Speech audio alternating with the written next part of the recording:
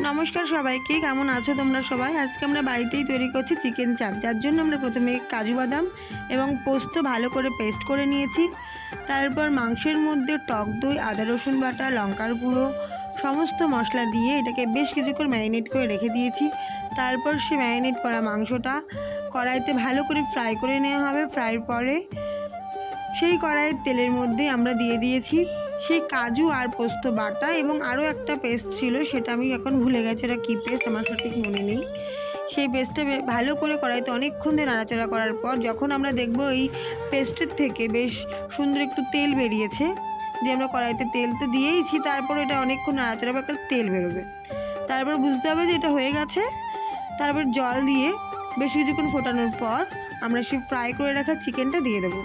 তারপর এখানে যা যা মশলা যায় চিকেন চাপে সমস্ত মশলাটা দিয়ে বেশ কিছুক্ষণ নাড়াচাড়া করার পর রেডি হয়ে গেল আমাদের চিকেন চাপ।